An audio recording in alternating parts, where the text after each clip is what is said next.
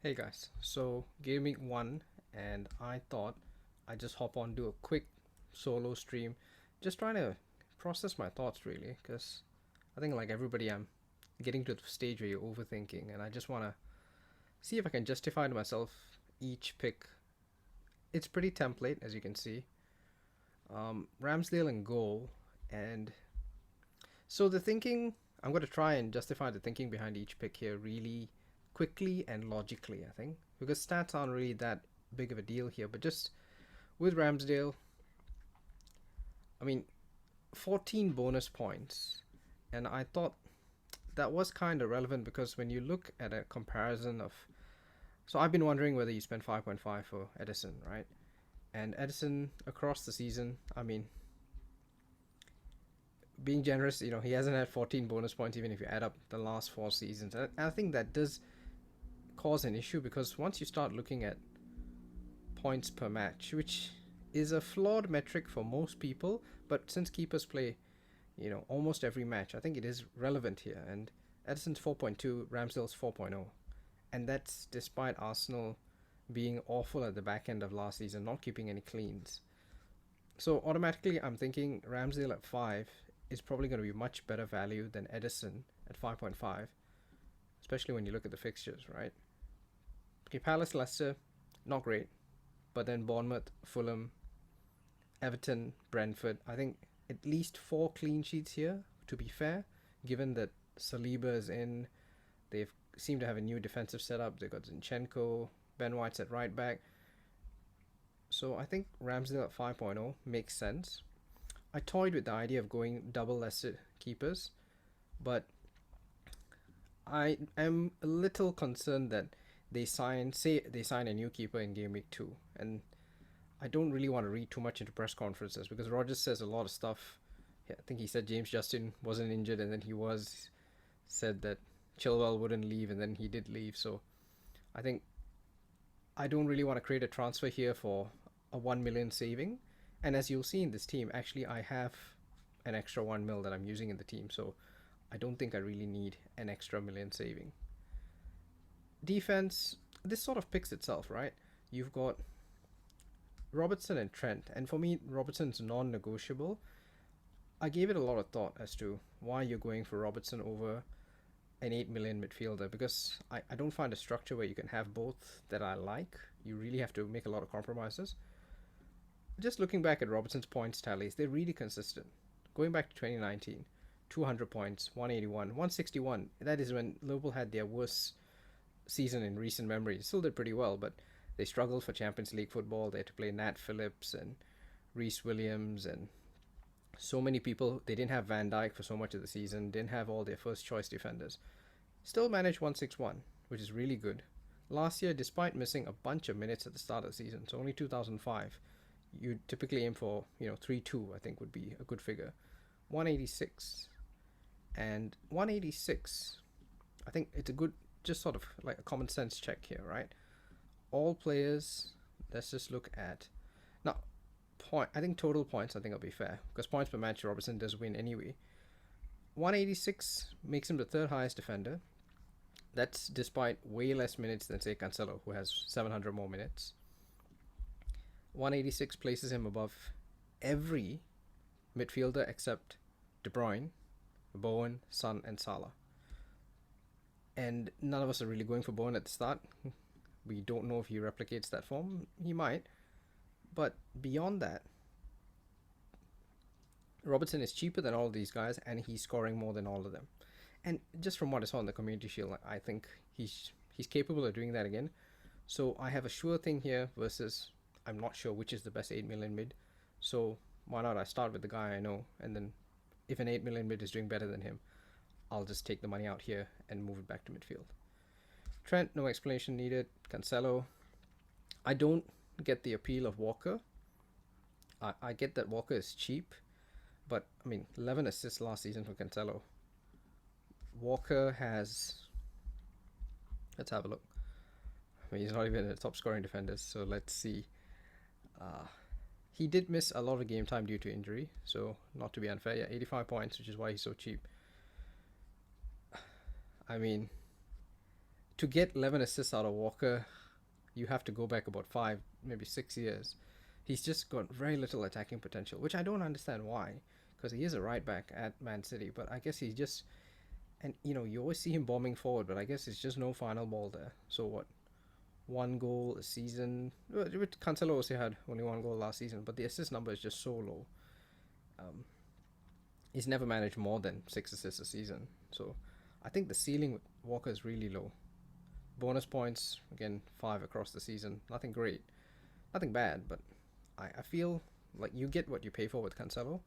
And if you can't have, as I can't have, a second City attacker, then I think Cancelo is effectively your second City attacker. Perisic, I know a lot of people are nervous about Perisic. His ownership started off quite much higher than this. But you look at the fixtures, right? Southampton playing with the back 5 for the first time. They're getting used to that system. I think there'll be space to exploit because of the way Perisic plays very high up the pitch. In fact, I was watching the Villarreal highlights of Southampton and I noticed both goals came down the right flank. That's where they started. So that would be the left flank for Spurs. And I think Perisic could do some damage there. Even if he only gets 60 minutes, I think I'm prepared to take that risk because he's only 5.5. And I think the first 6 fixtures are really good. Saints, Forest and Fulham.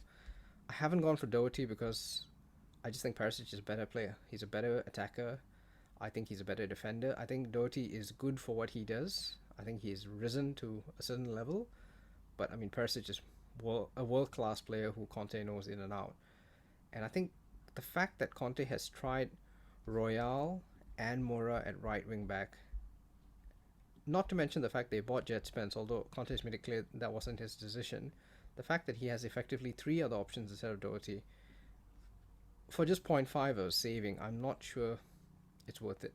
Now, I love Matt Doherty. I had him last season, but I think you've got Perisic, who's only fighting with Sessegnon. Sure, Doherty could go left wing back, but I think that's going to be less common of an occurrence.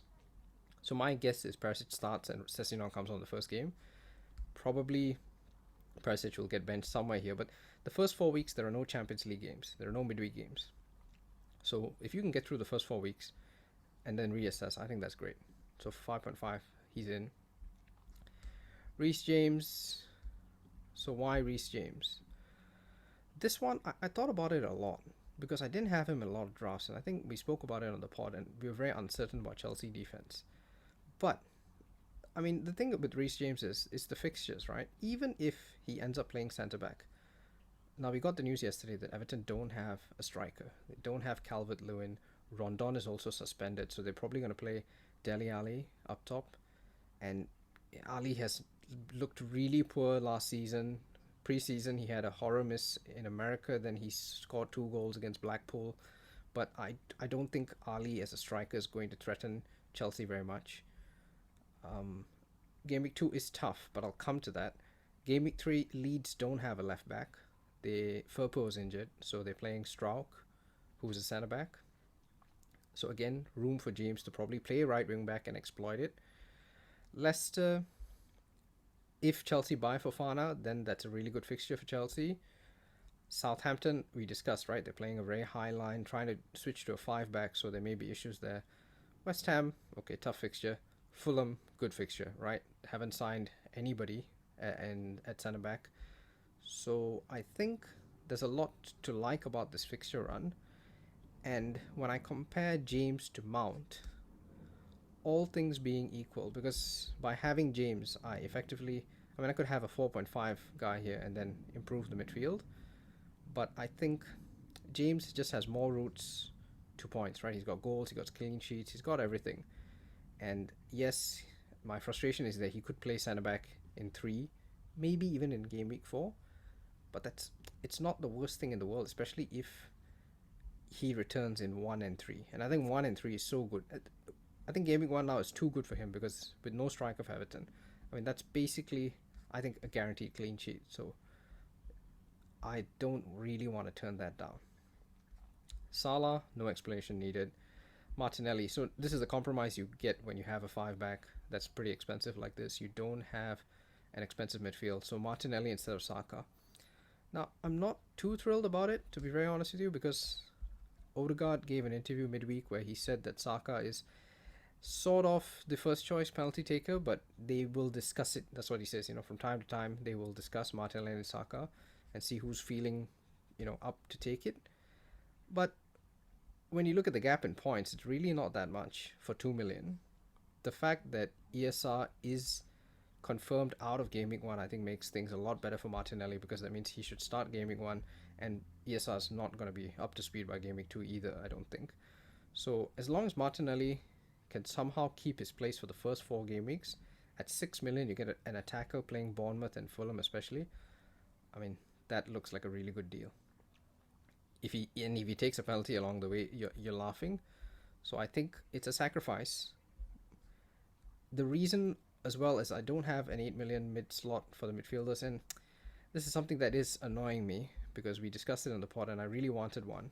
Somebody where I could fit a Foden in, or fit maybe even a Kulusevski down the line. But the thing is, Trent is good for maybe 200 points a season. Robertson, if stays fit, 200 points a season. Cancelo, if he stays fit, probably 200 points a season.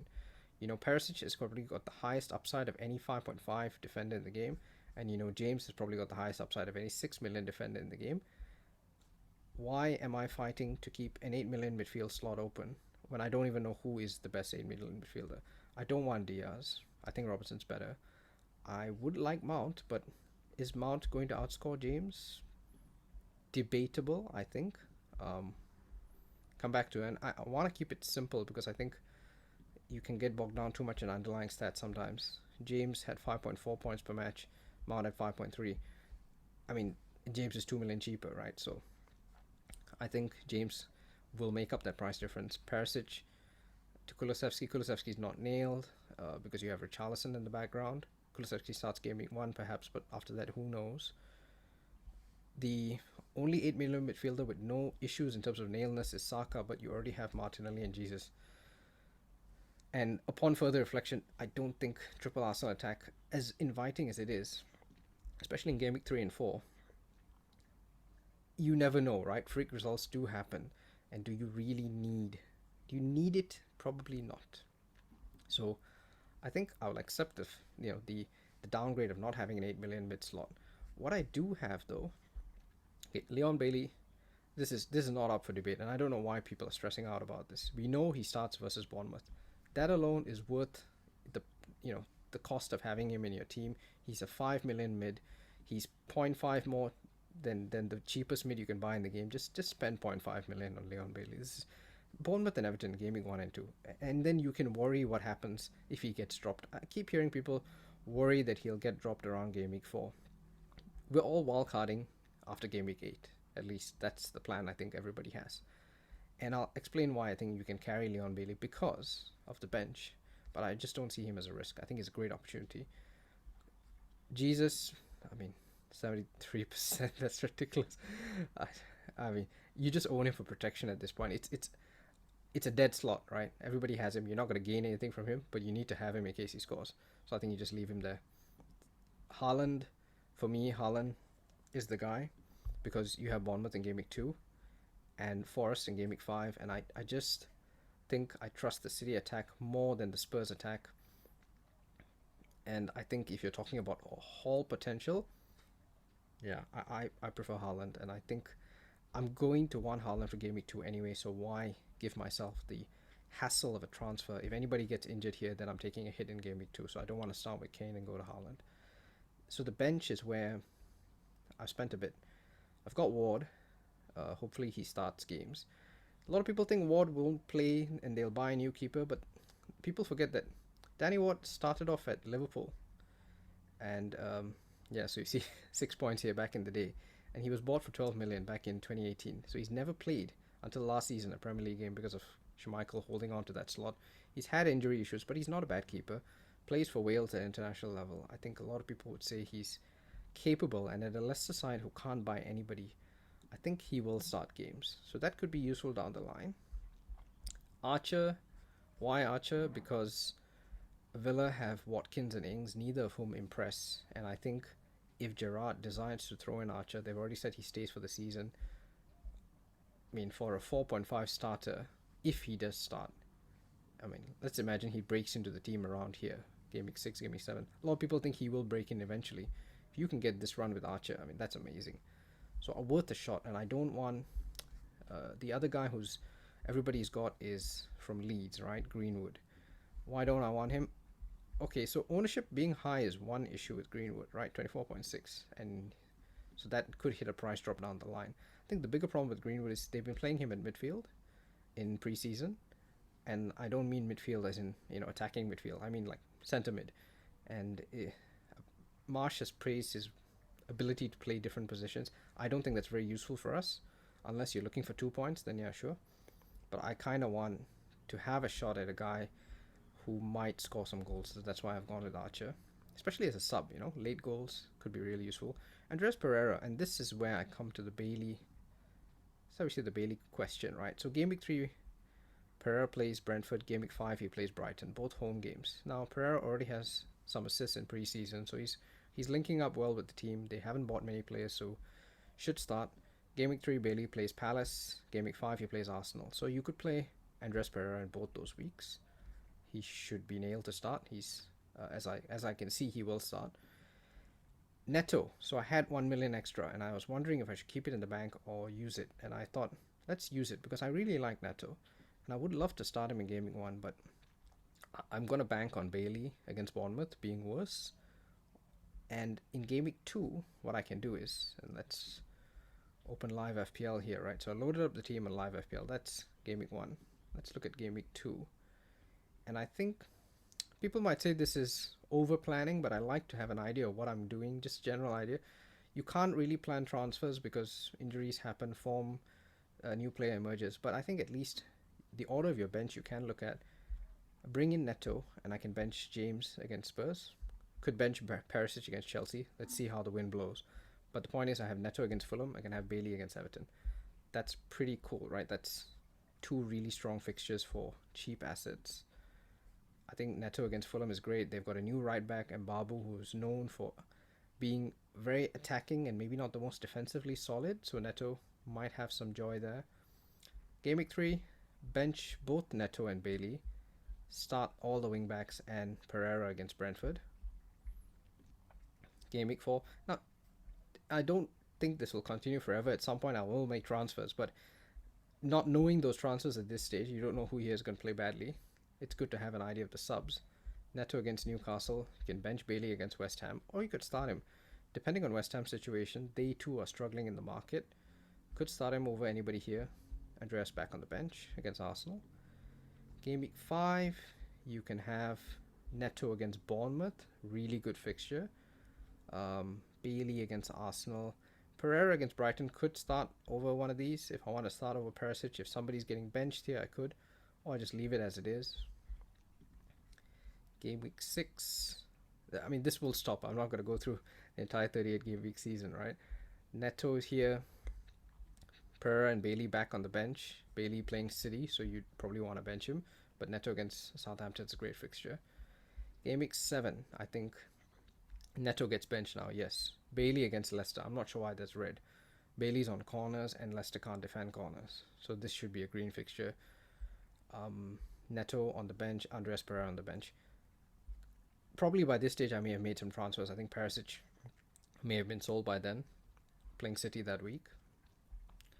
Could go down to somebody cheaper and then maybe even upgrade, say, Neto to a Lingard in game week 8. And I really think I will wildcard in game week 9. If you don't know why that's a good time, that's when the fixture swings start happening. You see Arsenal play City the next week, and you're going to want to get rid of your Arsenal players.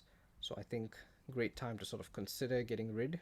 And if you haven't seen, Pras and Sonaldo did a great burning questions yesterday looking at wildcard times. I think a topic that's not often discussed and something that I think me especially be guilty of not planning enough, but that's why you have Pras and Sonaldo who can do it for you.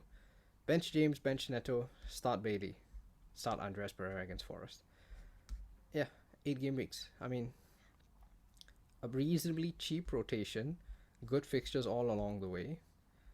Neto is not going to lose his place because Wolves don't have anybody else to play. His stats are pretty decent, right? We all made fun of why Neto has such a high ownership, but 124 points from 500 minutes, 5 goals, 8 assists in that season when he stayed fit. He got injured towards the end of it. It's not bad. I mean, it could be much worse. It's honestly not bad for his price point, and the fixtures are pretty decent, right? Enough greens here, I think, to be happy about before you wildcard out. You bench him here, and then you wildcard out. And in terms of Bailey,